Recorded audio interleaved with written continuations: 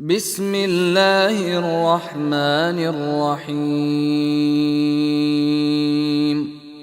يا أيها المزمل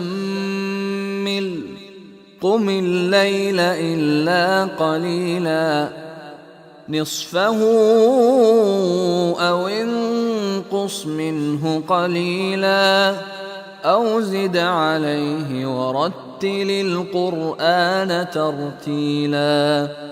إنا سنلقي عليك قولا ثقيلا. إن ناشئة الليل هي أشد وطئا وأقوم قيلا. إن لك في النهار سبحا طويلا.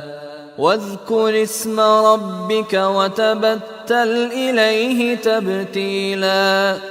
رب المشرق والمغرب لا إله إلا هو فاتخذه وكيلا. واصبر على ما يقولون واهجرهم هجرا جميلا.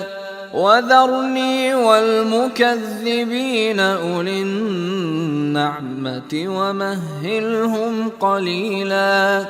إن لدينا أنكالا وجحيما وطعاما ذا غصة وعذابا أليما. يوم ترجف الأرض والجبال وكانت الجبال كثيبا مهيلا. إنا أرسلنا إليكم رسولا شاهدا عليكم كما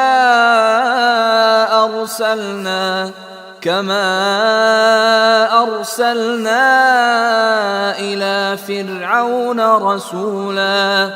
فعصى فرعون الرسول فأخذناه أخذا وبيلا.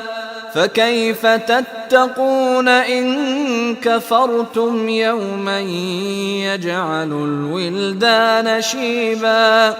السماء منفطر به كان وعده مفعولا. إن هذه تذكرة فمن شاء اتخذ إلى ربه سبيلا.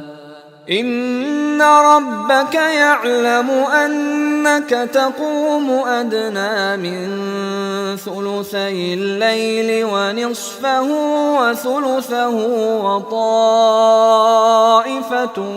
من الذين معك والله يقدر الليل والنهار.